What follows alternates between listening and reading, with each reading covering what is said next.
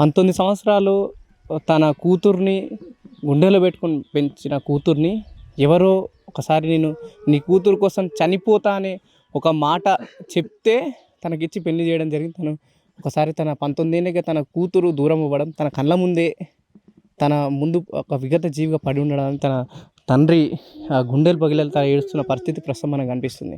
ఒకసారి అలా నాన్నతో కూడా మాట్లాడే ప్రయత్నం చేద్దాం.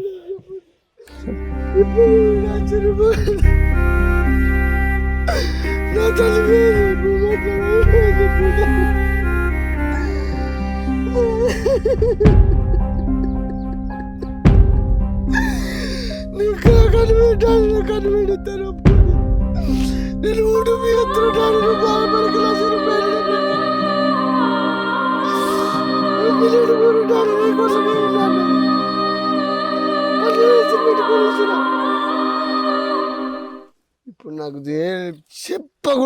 చెప్పకుండా పోయింది. మీకు ఎప్పుడు తెలిసింది వాళ్ళిద్దరు పెళ్లి చేసుకుంటాను? మీకు ముందే చెప్పిందా హరిట్లా నేను పెళ్లి చేసుకుంటున్నాను ఏమన్నా? హరి మాకు తెలియదు. ఫస్ట్ అనుకోకుండా వాళ్ళు ఆయన నా బిడ్డ ఇన్స్టాగ్రామ్ ఫస్ట్ అందులో చూసి నేను నిన్ను ఇష్టపడుతున్నా అని చెప్పేసి ఒప్పుకున్నాను. అది మాకు ఒక 3-4 నెలల తర్వాత తెలిసింది. తెలిసినాక వాళ్ళ అమ్మ ఆయన అలా అన్నదమ్ములు ఇద్దరు వచ్చారు, 4 వచ్చారు. సరే బిడ్డని మా తమ్ముడు ఇష్టపడుతుండు అని అన్నదమ్ములు చెప్పారు, వాళ్ళ అమ్మ చెప్పారు. సరే మేము అని ఇవ్వడంగానే నచ్చలేదు. నా బిడ్డ ఎట్టుంది, నా బిడ్డ ఎట్టుంది, వీడు ఎట్లుండని చెప్పేసి నేను అర్థం చెప్పాను. ఒప్పుకోలేదు.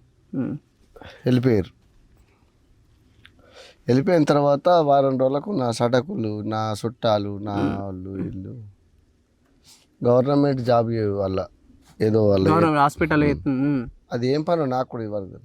నీకు ఇప్పటి తెలియదు ఏం పని చేస్తున్నా. వాళ్ళు చేస్తుర్రు ఇష్టపడి వచ్చినప్పుడు ఎందుకు తమ్ముడా అని చెప్పేసి నా సటకులు కానీ వాళ్ళు మా ఆదినలు కానీ ఇట్లా కొంచెం ఇది చేసి అనగానే సరే చూద్దాము అని చెప్పేసి అనుకున్నాం. నా భార్య నేను ఇష్టపడితే మన వాళ్ళు అంత ఉన్నారు కదా, ఎందుకు బాధ.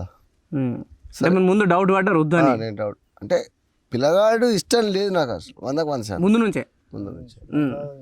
కాకపోతే అనుకోకుండా మా వాళ్ళు చెప్పగానే అయ్యో పని చేస్తుండగా అని చెప్పేసి అనగానే నేను సరేలే ఒప్పించలే. ఎవరైతే నేను ఒప్పియలే ఇంకా. సరేలే బత్తయ్యాలు సల్లా బత్తయ్యాలు ఎవరైతే ఏముంది అని ఒక 15 సంవత్సరాలు పెద్దోడాడు నా బిడ్డ కంటే.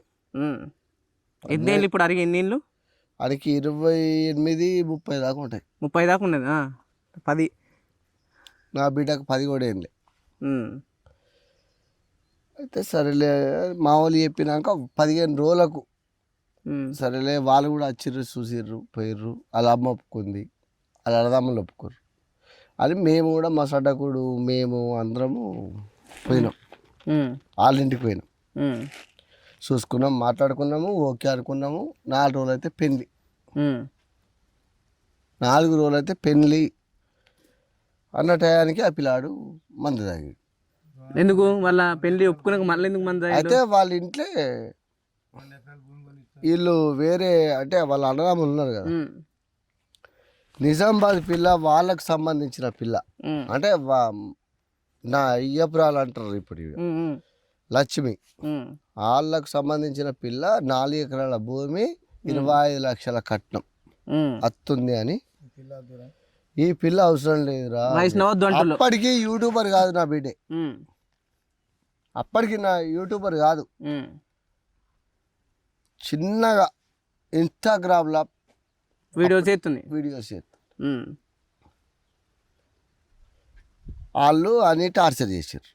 ఓన్లీ హరిబాబు కానీ ఎవరు వాళ్ళ కుటుంబ సభ్యులు అని అన్నదమ్ములు అమ్మని టార్చర్ చేశారు. అమ్మ వీని టార్చర్ చేసింది. ఈడ ఇంత 4 ఎకరాల భూమి వస్తుంది, 25 లక్షల నగదు వస్తున్నాయి అన్నాక వానికి కొంచెం దిమాగ్ ఖరాబ్ అయిపోయి 4 రోజులు ఇక పెళ్ళి. 4 రోజులు కూడా కాదు కావచ్చు, 2-3 రోజులే ఉన్నది కావచ్చు. ఆ టైంలో ఆడు మందు తాగి ఉమ్. మందు వాళ్ళు ఈ పిల్ల వద్దు అని అన్నాక ఆడు మందు తాగి ఉమ్. ఈ పిల్లని వేసుకుంటాను వచ్చినోడు మేము కూడా ఇంటికి వచ్చినాక అద్దాన్ని వాళ్ళం మేము కూడా ఒప్పుకున్నాం సరేలే అని చెప్పేసి. ఉమ్. మందు తాగినాక మనిషికి ఏమనిపిస్తుంది? అమ్మాయి కోసం ప్రాణం ఇచ్చేంత తాగిండు మనం. నా తల్లి ఉమ్.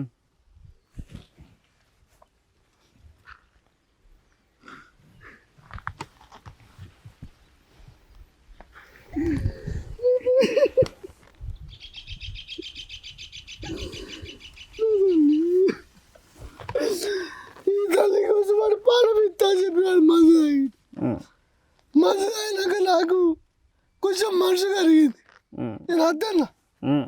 అద్దే అద్దాడు ఆడు ఎట్లు అని కర్రని చూడుకుంటా కద్దు అంటే నా సడకులు నా అదిలు అలా వచ్చాయి. నీ బిడ్డ కోసం మందే తాగిండు, ఉమ్. ప్రాణమే ఇస్తుండు. మందే తాగిండంటే అది నమ్మాలి ఉమ్. అని అర్థం చేసుకో అని చెప్పి నన్ను తిట్టి నా పిల్లని తిట్టారు. ఉమ్. సరే తీ అని చెప్పేసి ఒప్పుకున్నా. అనుకున్నారా మరి ఒప్పుకున్న తర్వాత అసలు ఇట్లా అవుతుంది, ఇట్లాంటి చంపుతాడు డబ్బుల కోసం అని ఎప్పుడన్నా? ఎన్నడూ కూడా ఊహించలే, ఉమ్. ఎన్నడూ కూడా ఊహించలే. ఉమ్. పెళ్ళి ఏం 4 రోజులు అయితే ఆడు తాగిండా, ఉమ్. మందు తాగిండా.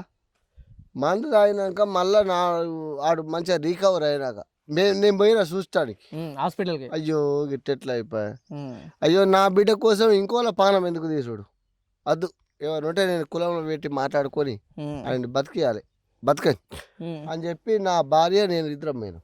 ఉమ్. పోతే అలా ఇద్దరు అన్నలు ఉమ్. నా ఇంటికి తోలుకొచ్చిన నా ఇయ్యబ్రాల్ ఉమ్. గెదిమి నన్ను మెడబట్టి అడికెళ్ళి హాస్పిటల్ ఉంటుంది. ఉమ్. ఉమ్. నా తమ్ముడిని మీరు చంపిర్రా అని చెప్పేసి నన్ను గెదిమిరు ఉమ్. వాళ్ళ కుటుంబ సభ్యులు. ఉమ్. అయ్యో మీరు ఒప్పుకున్న సంబంధంకే రియాచిరా గారా, ఉమ్. నా అల్లుడికి ఇట్లా అయితే నాకు తెలియపాయ అని చెప్పి నీ అన్న ఉమ్. అంటే మెడబట్టి గెంటేసి ఉమ్. చూడనీయలే. ఈ హరియా నేను నన్ను చూడనీయలేరు, ఉమ్. హాస్పిటల్ ఉంటే చూడలేవి కాదు. చూడనీయలేరు. ఉమ్. మరి నా ఇంటికి మీరు వచ్చిరా, నీ ఇంటికి నేను వచ్చాను రాని కూడా నిలబెట్టుకున్నా హాస్పిటల్. నన్ను గేది మీరు ఉమ్. గేదంతా సరే అని చెప్పి అనుకున్నా. నా భార్య నేను బండి మీద ఎక్కించుకొని సపడాకి ఇంటికి వచ్చాను. ఇంటికి వచ్చినాక మా ఆలోచన మాకు ఉంటుంది కదా, ఉమ్. పిల్లగాడు ఇంత ఇష్టపడి ఎందుకు మందు తాగాడు. ఉమ్. పిల్ల అంటే ఇష్టం ఉంది కాబట్టి మందు తాగిండు. పిల్లము, ఉమ్.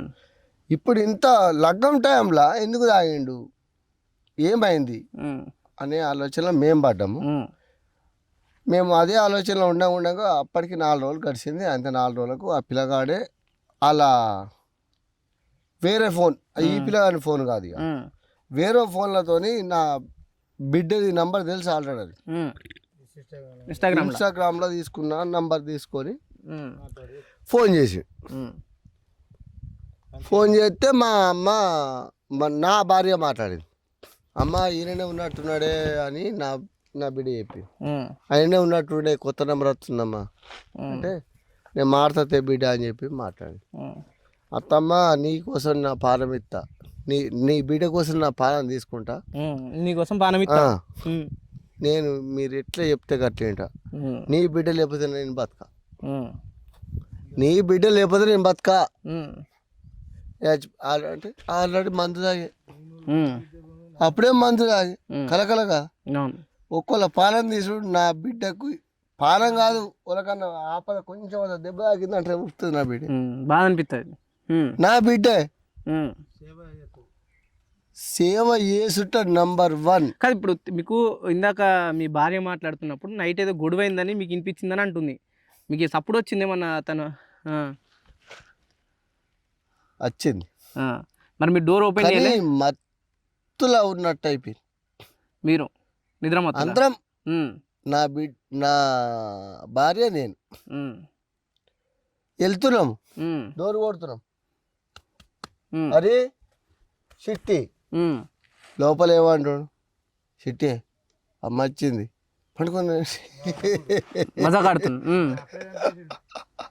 అని నవ్వితే నా పిల్లం ఏమన్నా తెలుసా అంటే నా భార్య కలగల జాతర ఆడుకుంటారు కొత్తగా సంసారం ప్రెగ్నెంటే ఎంతైనా పరిష్కారం ఆడుతూ మజాగా ఆడుతుళ్ళు మనం అదే మనం వద్దు మధ్యలోకి వద్దు దొంగమున్నాడు కన్నాడు దొంగమున్నాడు కన్నాడు అని నా భార్య నేను గంతే నమ్మకం పోయినా గడ్డపార ఇంటి ముంగట్నే ఉంది ఆ రోజు తలుపు తీసిన వాడికి బతుకు నీ కూతురు ఖచ్చితంగా నా కూతురు బతుకు వాడి చచ్చిపోవు ఆ రోజు అది విషయం. తండ్రి ఒకసారి తండ్రి ఆవేదన మనం చూసుకోవచ్చు. తను నేను నీ కోసం చనిపోతా అని మందుదైన వ్యక్తిని ఒకసారి తల్లిదండ్రులు గుడ్డిగా నమ్మి అంటే నా కూతురు కోసం ప్రాణం ఇచ్చేంతున్న వ్యక్తిని మేము ఎందుకు వదులుకోవాలని ఒక చిన్న ఆలోచన ఒకసారి ఆలోచించినందుకే వీళ్ళకు ఇప్పుడు 19 సంవత్సరాల అలా కూతుర్ని పొట్టన పెట్టుకున్నట్టు కూడా హరిబాబు అనే తల్లిదండ్రులు బాధపడుతున్న సందర్భం. సో తండ్రి చనిపోయినప్పటి నుంచి తను కూడా ఇదే సమాధి దగ్గర నుండి తన కూతుర్ని తిరిగి రావాలని చెప్పేసి కూడా తను వేడుకుంటున్న పరిస్థితి కనిపిస్తుంది.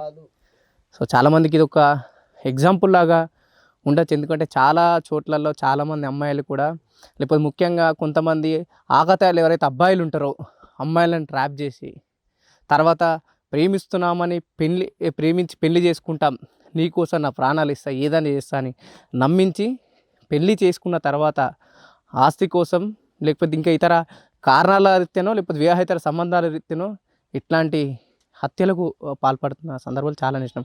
ఒక హత్య వల్ల పూర్తిగా ప్రస్తుతం వైష్ణవి కుటుంబం అటు ఇద్దరు అన్నదమ్ములు అలాగే తల్లిదండ్రులు పూర్తిగా రోడ్డు మీదకి వచ్చి ఇబ్బంది పడుతున్న పరిస్థితి కనిపించింది. ఇప్పుడు వైష్ణవి లేదు, మేము వైష్ణవి సంపాదిస్తున్న సంపాదనతోనే మా కుటుంబం గడుస్తుందని చెప్పేసి కూడా వైష్ణవి వాళ్ళ అమ్మ ఒకవైపు చెప్తూ వచ్చింది. వాళ్ళ కుటుంబ పరిస్థితి కూడా ఒకసారి మనం గమనించాలి.